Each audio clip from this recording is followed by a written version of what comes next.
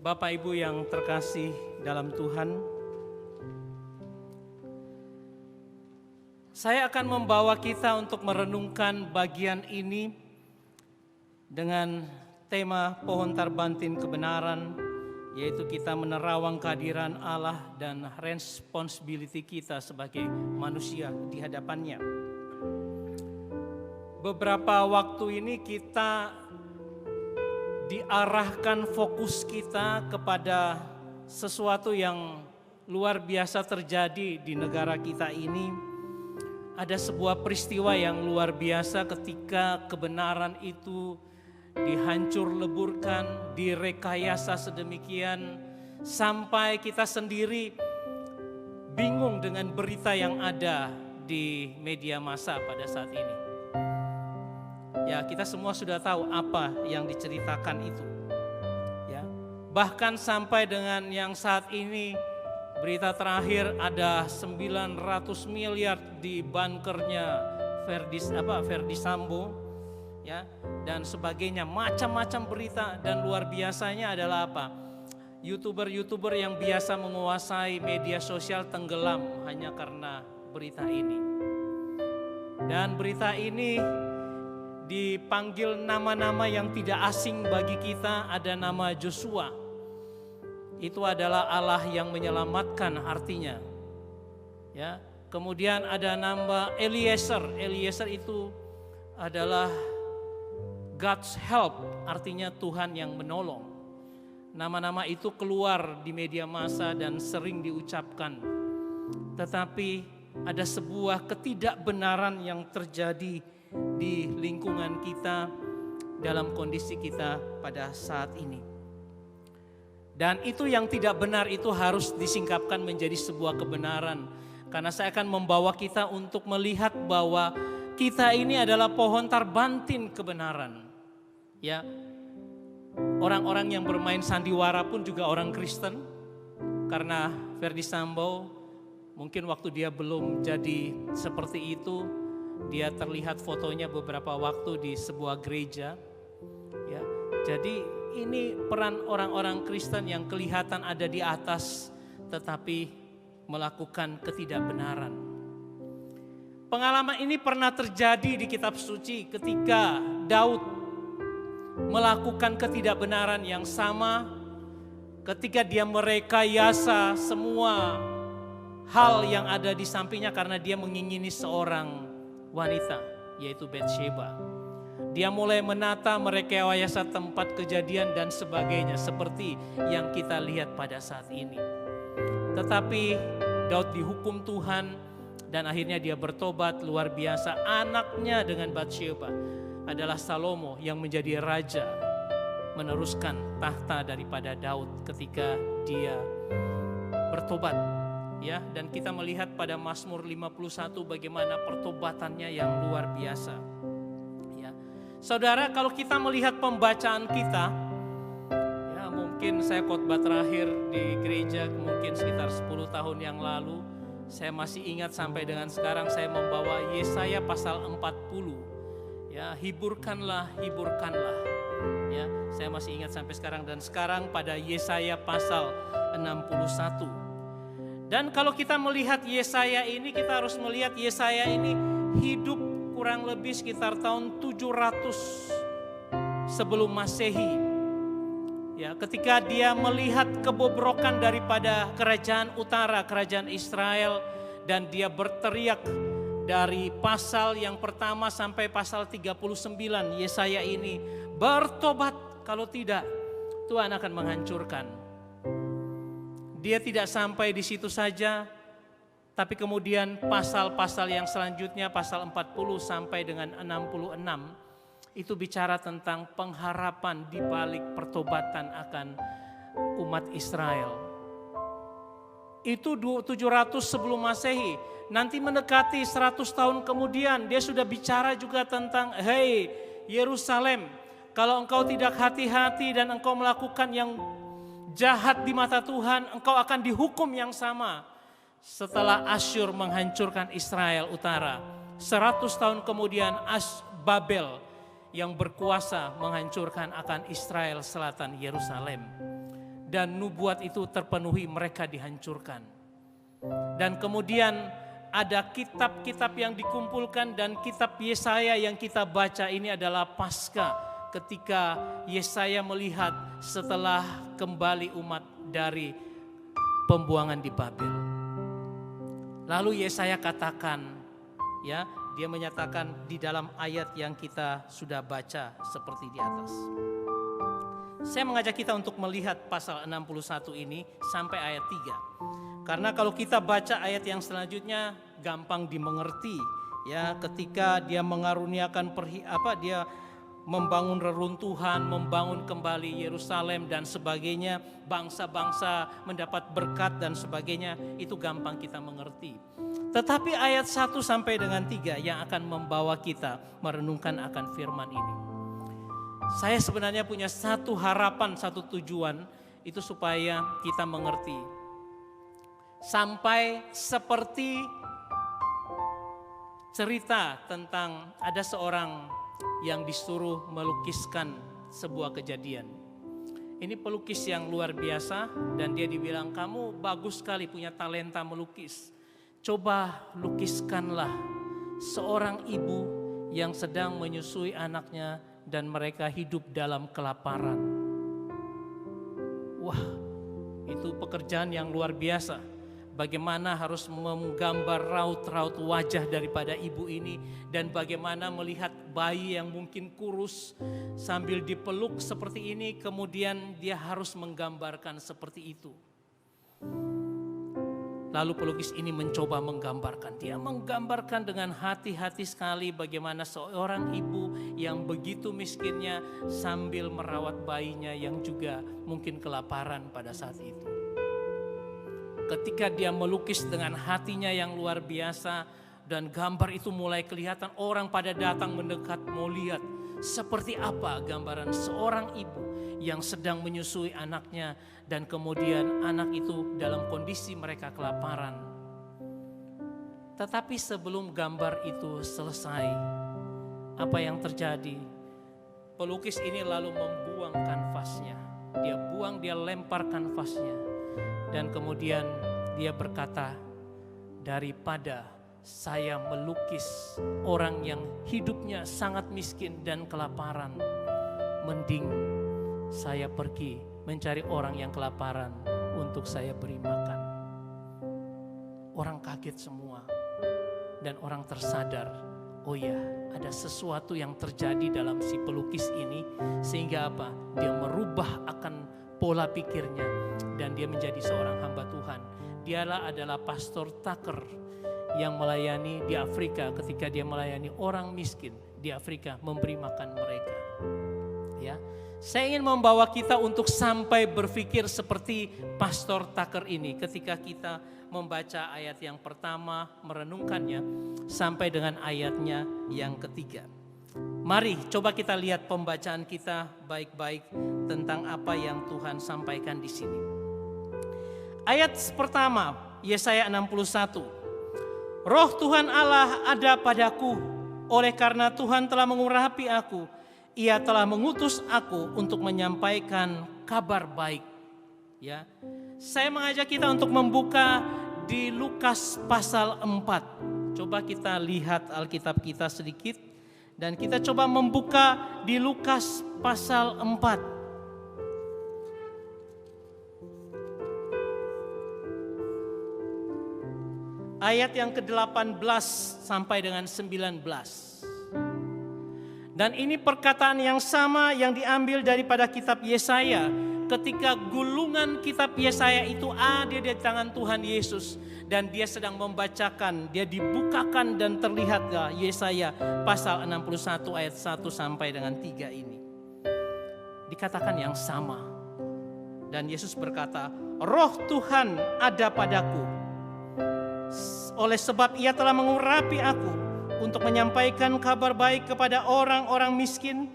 Dan ia telah mengutus aku untuk memberitakan pembebasan kepada orang-orang tawanan dan penglihatan bagi orang-orang buta, untuk membebaskan orang-orang yang tertindas, untuk memberitakan tahun rahmat Tuhan telah datang. Ketika dia membaca ini, orang semua kaget dan terengah.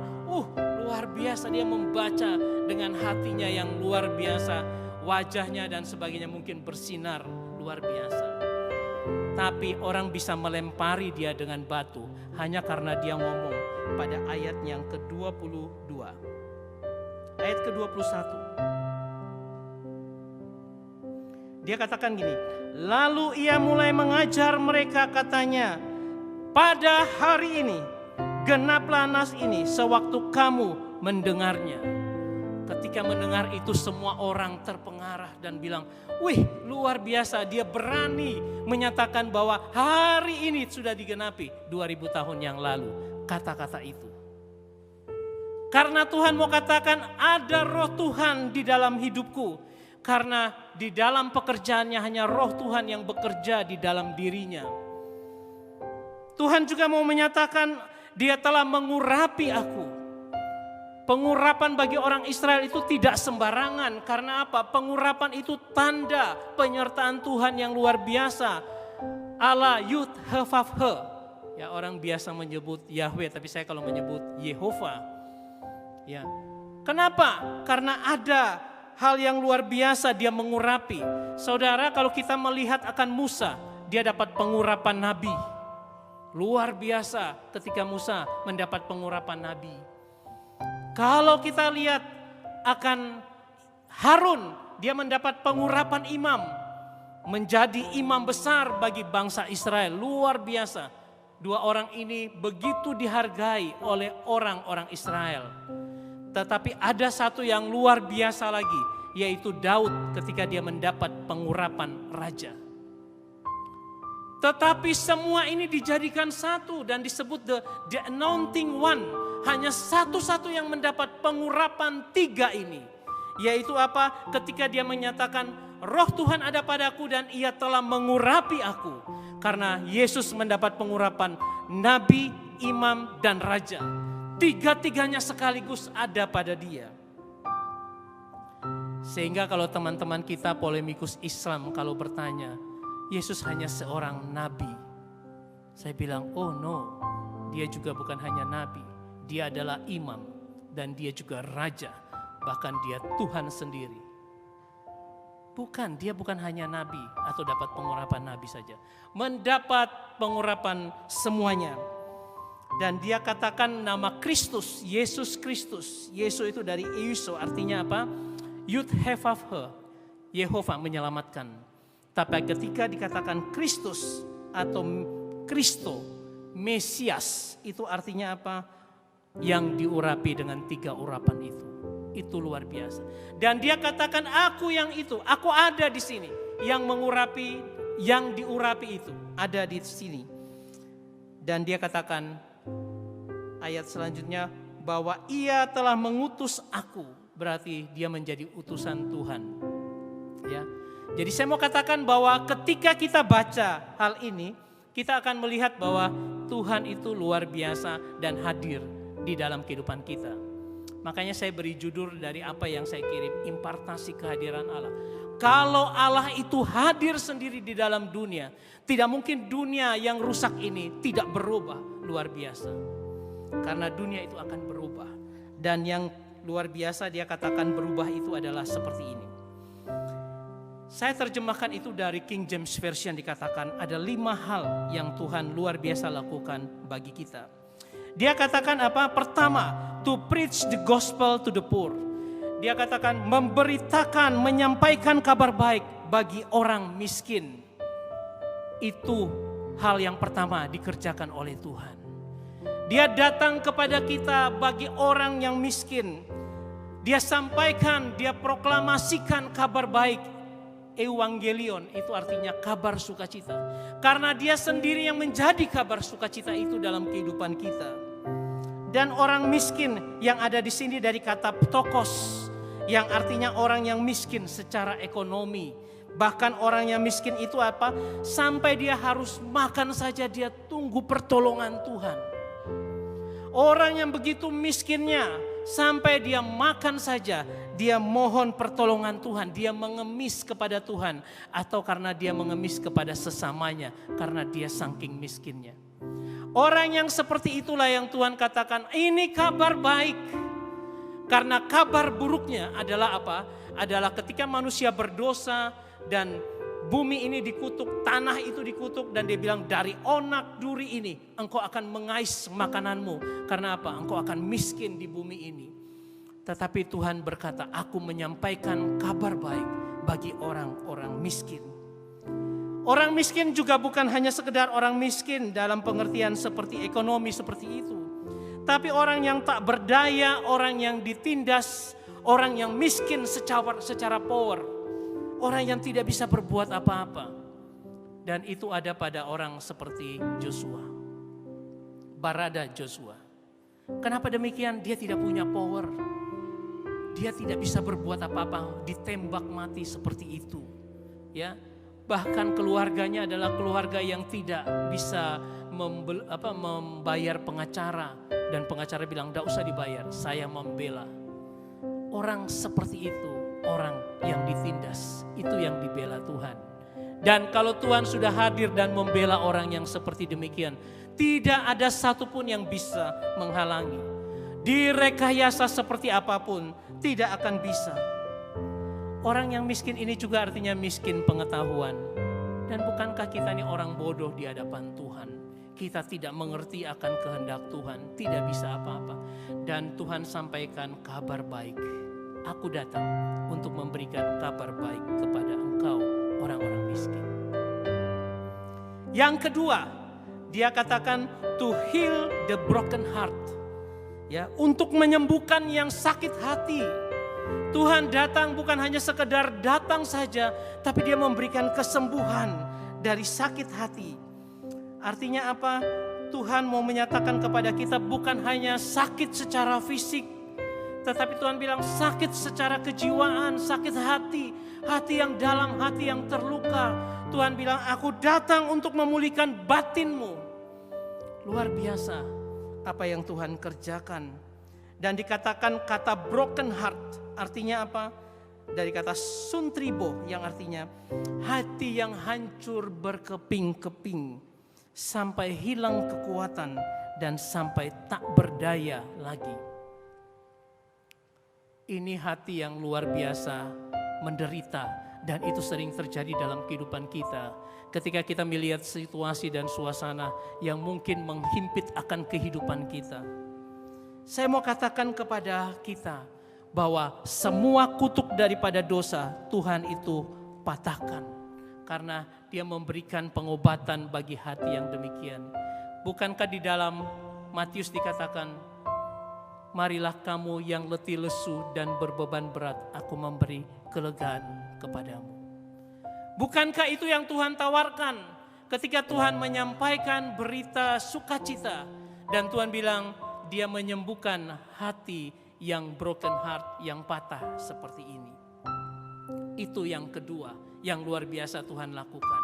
Dan itu nyata dalam kehidupan kita.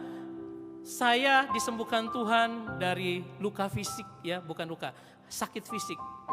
Senin kemarin sampai dengan hari ini Tuhan Anda melihat saya luar biasa. Karena apa? Senin kemarin saya mengalami stroke ringan. Bagian kiri saya ketika saya merasa itu adalah apa? Bibir saya sebelah kiri itu mulai kebas dan mulai tidak terasa ada bibirnya lagi. Tangan mulai geringgingan. Saya tidak mengerti. Tapi saya puji Tuhan. Saya punya keteguhan hati untuk tenang. Istri saya yang panik gak karu-karuan. Saya katakan sama dia, Ma, saya kok rasa begini ya. Dia sudah panik. Tapi saya tenang saja. Sambil berdoa, saya tenang. Saya terus duduk, saya minum air. Dan akhirnya hanya 15 detik mulai hilang kembali normal. Oh Tuhan, ada apa ini dengan saya? Lalu apa yang terjadi? Itu terjadi sebanyak 4 kali. Selang waktu 15 menit sampai setengah jam. Kemudian ketika yang sudah ketiga kita pergi ke B klinik, ya, fase 1, dan di sana dikatakan dokter kasih rujukan untuk ke IGD karena dideteksi stroke ringan. Langsung saya dengan istri kita naik Grab lalu ke RSUD Sidoarjo. Di sana kemudian diperiksa dan dokter bilang ini harus diobservasi. Jadi Bapak harus nginep. Saya bilang Tuhan, minggu depan saya punya 2 jadwal yang sudah dibuat 2 bulan sebelumnya. Pagi saya khotbah di GBI, Getsemani Rungkut. Kemudian sore saya ada di tengah Bapak Ibu. Tapi saya berdoa Tuhan sembuhkan saya. Apapun yang menghalangi Tuhan sembuhkan supaya saya bisa berdiri di hadapan anak-anak Tuhan untuk menyaksikan kemurahan Tuhan. Setelah saya diperiksa, dites darah semua, dimasukkan, saya nginep. Hari pertama, hari Selasa, hari kedua, Rabu, hari ketiga Kamis. Teman-teman yang beberapa, saya bilang saya tetap, Pak Ari tanya, Bapak digantikan aja ya? Saya bilang tidak, saya tetap dengan schedule saya untuk berkhotbah di GPIB Maranatha. Karena apa? Saya juga punya khotbah. Teman saya yang ngundang saya di GBI itu datang hari Kamis. Dia hanya mau lihat Pak Christian ini bisa khotbah nggak hari Minggu nanti. Dia datang dan saya bilang saya tetap akan berkhotbah di tempatnya Bapak. Setelah itu hari Kamis saya sudah mulai bilang kepada susternya, ada gejala apa? Oh tidak ada gejala suster, tidak ada. Tapi ada satu gejala yang saya rasakan. Oh apa? Saya bilang saya ingin pulang. Mereka hanya tersenyum. Ketika dokter saraf periksa, saya juga sampaikan, gimana dok, apakah bisa pulang? Oh enggak, nanti tunggu dulu. Masih dimasukkan cairan untuk sarafnya.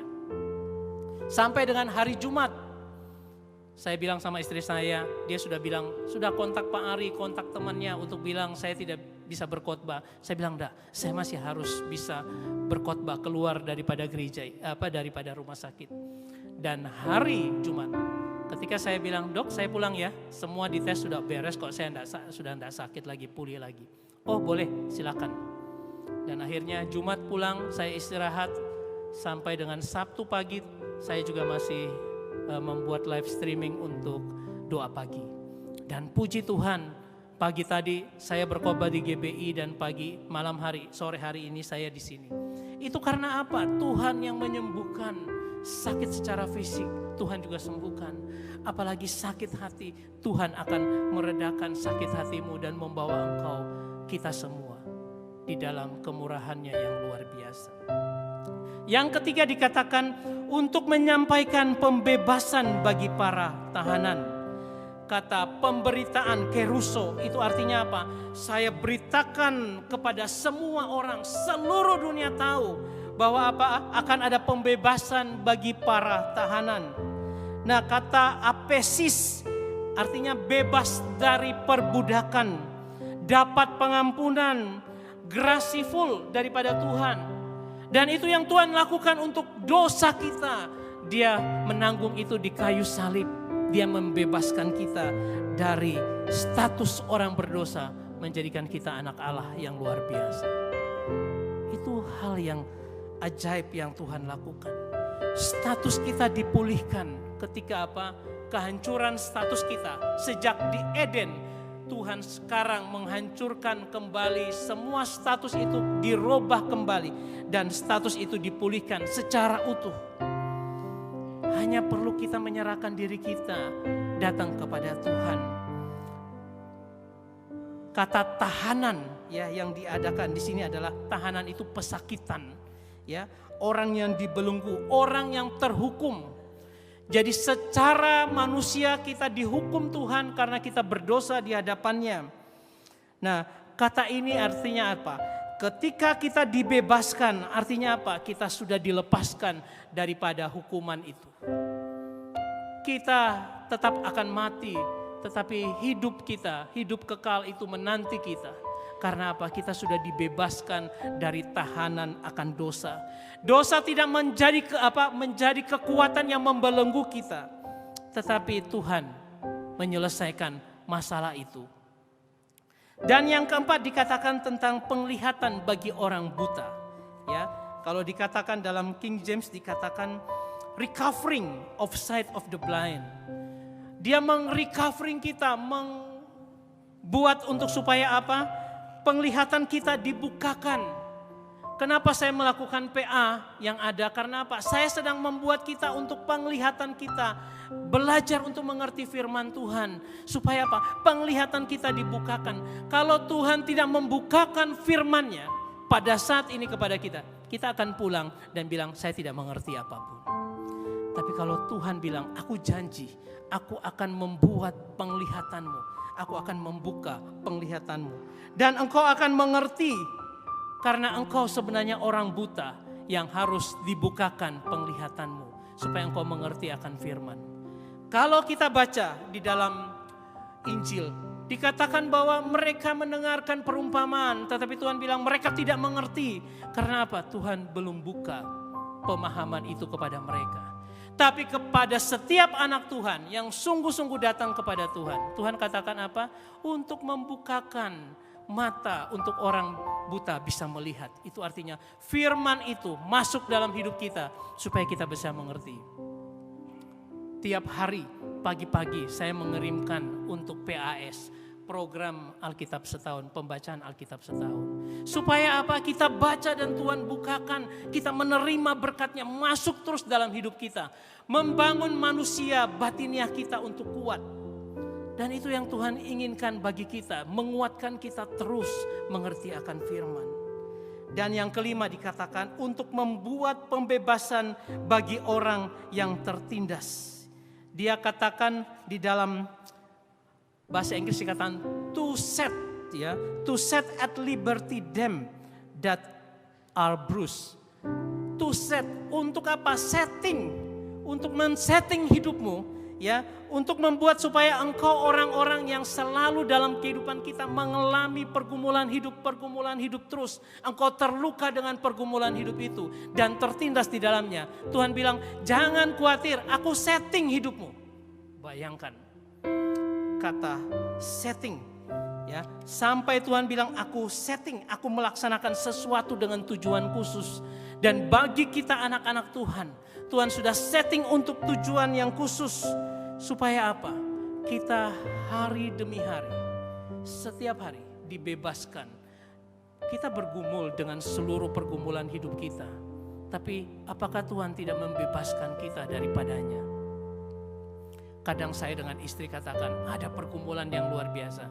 Saya katakan, lihat ya, 2 bulan lagi ketika kita melewati ini kita baru bilang, oh iya ya, Tuhan sudah memberikan jalan keluarnya kemarinnya. Padahal waktu saat ini kita bilang apa? Oh, saya tidak tahu jalan keluar, kayaknya jalan itu tertutup. Tapi Tuhan bilang, aku setting hidupmu, aku jaga hidupmu. Supaya apa? Engkau terpelihara sampai dengan akhirnya. Ibrani pasal 12 ayat 2 dikatakan, dia yang membawa kita ke dalam iman. Dia memimpin kita ke dalam iman karena kita tidak bisa beriman kalau bukan karena dia. Tetapi dia akan bilang apa? Dia membawa iman itu sampai kepada kesempurnaan. Artinya Tuhan jaga sampai iman itu sempurna di dalam kehidupan kita. Ini sesuatu yang luar biasa yang saya bilang impartasi, penyataan Tuhan dalam kehadirannya bagi kita. Dan kita akan melihat pada bagian yang terakhir ketika dikatakan pada bagian yang ketiga dikatakan bagaimana sih manusia itu harus meresponsifnya, meresponnya bagaimana. Dikatakan supaya orang menyebut mereka pohon tarbantin kebenaran Tuhan, tanaman Tuhan untuk memperlihatkan keagungannya. Ini yang Tuhan bilang, engkau saya jadikan pohon tarbantin kebenaran Tuhan. Bukan lagi ketidakbenaran yang menutupi kebenaran seperti yang kita saksikan pada saat ini. Tetapi engkau menjadi pohon tarbantin. Anda tahu pohon tarbantin? Saya tadi keluar dan lewat daripada pohon kita. Pohon mangga kita itu begitu besar. Ketika rimbunnya sampai menutup sampai gelap. Tapi saya katakan kepada teman kita bahwa sudah dipotong, sudah lebih segar kelihatannya pohon di sebelah. Tapi itu pohon itu tinggi, besar, luar biasa. Dan pohon tarbantin itu hanya ada di Timur Tengah. Ketika kita baca beberapa pohon tarbantin itu kelihatan seperti misalnya Abraham, ya, di situ ada pohon tarbantin di More. Kalau Yosua ada pohon tarbantin di Sanaim. Kalau Gideon ada pohon tarbantin di Ofra. Jadi ada pohon tarbantin. Dan Yesaya ini melihat bagaimana Tuhan bilang, aku akan menjadikan mereka pohon tarbantin yang ada itu. Apa maksudnya? Saudara tahu ciri daripada pohon tarbantin? Dia besar, tinggi, kemudian lebat. Dia punya akar itu bisa mencapai 60 sampai 65 meter ke dalam tanah. Akarnya. Dia bisa tumbuh sampai dengan 800 sampai 1000 tahun. Pohon tarbantin itu. Ya, luar biasa. Makanya dipakai Tuhan untuk menunjukkan kamu umatku seperti pohon tarbantin itu. Apa maksudnya bagi kita? Pertama, pohon tarbantin itu sebenarnya untuk penanda lokasi. Ketika kita bicara, oh di mana ya alamatnya? Dulu tidak ada Google Maps yang tahu, ya lintang sekian, utara, selatan dan sebagainya tahu. Tapi dulu patokannya hanya pohon tarbantin itu. Oh pohon tarbantin di More, oh pohon tarbantin di Ofra, itu penanda lokasi. Dan Tuhan mau katakan, aku juga memberikan engkau penanda lokasi bahwa statusmu adalah anak Allah. Jangan pernah meragukan status kita sebagai anak Tuhan. Jangan pernah. Apapun yang kita alami dalam hidup kita, selalu bilang, aku anak Tuhan. Kalau di dalam pekerjaan Anda dihina oleh bosnya, berkata begini, Tuhan, aku tetap anak Tuhan. Lihat saja bagaimana Tuhan men-setting hidupku. Aku tetap anak Tuhan. Itu mau menyatakan status Anda dan saya sebagai anak Tuhan tidak akan pernah lepas. Tuhan bilang kalau seseorang ada di dalam tanganku, tidak pernah akan siapapun bisa merebutnya. Karena apa? Milik Tuhan, tetap milik Tuhan sampai selama-lamanya. Tidak akan pernah terlepas. Dan itu status kita sebagai anak Tuhan. Yang kedua, melambangkan kekuatan, keperkasaan yang besar. Dan Tuhan bilang, lihat pohon tarbantin itu. Kalau itu pohon tarbantin, begitu luar biasa besarnya, kuatnya. Imanmu juga harus seperti itu. Kokoh, teguh, tidak tergoyahkan. Itu harusnya iman kita di bawah sampai sedemikian.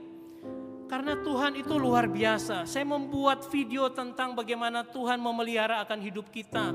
Bagaimana ketika akar kita diakarkan di dalam Kristus. Di dalam kasih Kristus yang luar biasa.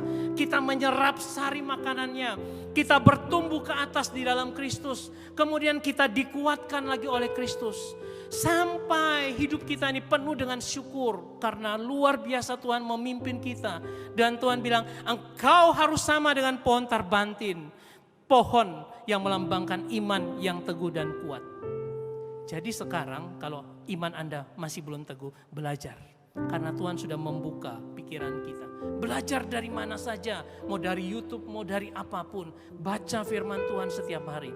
Supaya engkau teguh seperti pohon tarbantin itu. Dan yang ketiga, pohon tarbantin itu adalah tempat berbagai spesies ada di situ untuk mendapat perlindungan.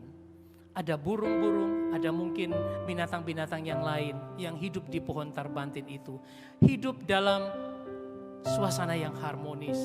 Dan Tuhan mau katakan engkau harus jadi seperti itu. Ketika apa? Engkau memberikan pelayanan bagi orang di sekitar kita. Untuk menjadi berkat bagi orang di sekitar kita. Saya tidak tahu bagaimana untuk menjelaskan secara keseluruhan semua ini. Tapi saya mau katakan kita ini semua orang-orang luar biasa yang dibangun Tuhan dengan darahnya, yang luar biasa dianugerahkan 5 hal seperti tadi. Dan kemudian ada 3 hal status yang harusnya kita alami dalam kehidupan kita. Sebagai status kita di hadapan Tuhan, melambangkan kekokohan kita dalam iman kita kepada Tuhan, dan melambangkan pelayanan kita kepada sesama yang harus kita berikan dalam kehidupan kita. Dan ketika kita melakukan semua ini, Tuhan bilang apa? Akan ada kemuliaan, keagungan yang Tuhan nyatakan. Tuhan dipermuliakan dalam seluruh hidup kita. Saudara, saya mau tutup dengan kisah seorang wanita. Ini dia hidup di Afrika, dan Afrika itu sangat miskin. Di sebuah komunitas ada gereja yang ada di situ, dan gereja ini sedang membangun. Dan wanita ini setiap minggu dia datang untuk beribadah di tempat itu. Satu waktu pendetanya menantang, kita akan bangun gedung untuk Tuhan.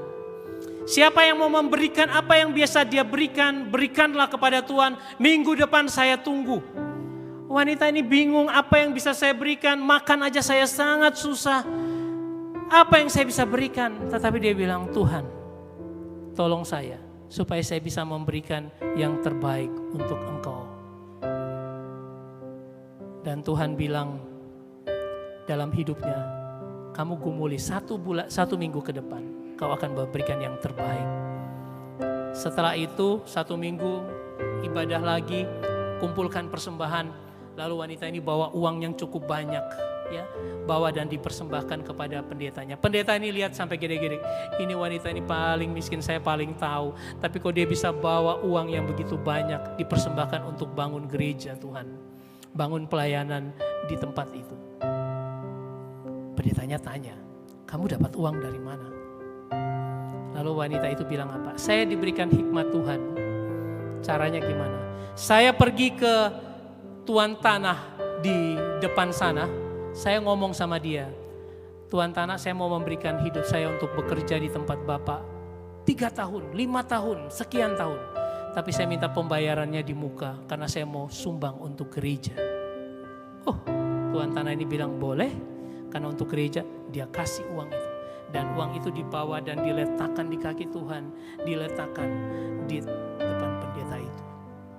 Pendeta itu tidak habis pikir, ada orang yang merasa dirinya luar biasa di hadapan Tuhan, yang merasa dia orang miskin tapi Tuhan memberikan dia, sampaikan kabar baik.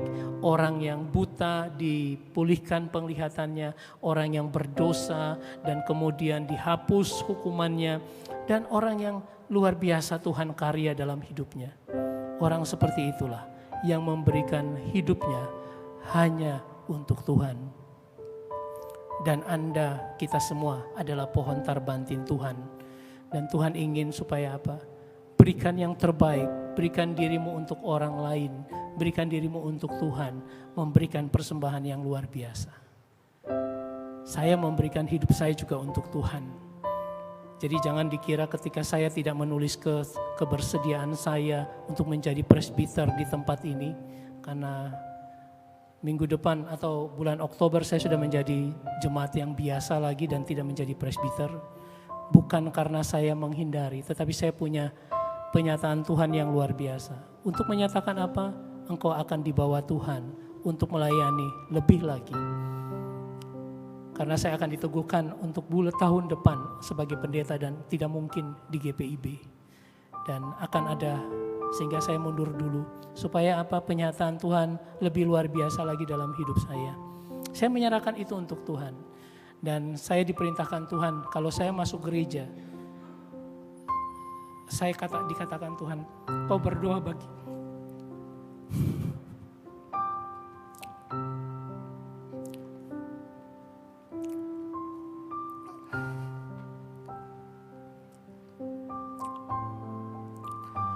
Saya diperlihatkan Tuhan,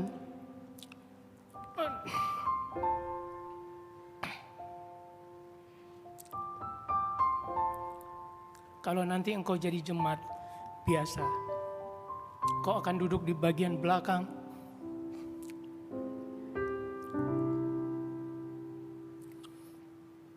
Dan berdoa bagi rekan-rekan presbiter yang saat itu bertugas. Dan saya katakan, Tuhan, itu merupakan peneguhan saya bahwa saya harus melanjutkan akan pelayanan saya untuk menjadi hamba Tuhan yang Tuhan inginkan. Dan biarlah saya menjadi sekedar pendoa bagi teman-teman presbiter yang sedang melayani. Dan saya bilang, Tuhan terima kasih. Itu pelayanan yang luar biasa yang Tuhan berikan dalam kehidupan saya. Tuhan memberkati kita semua. Amin.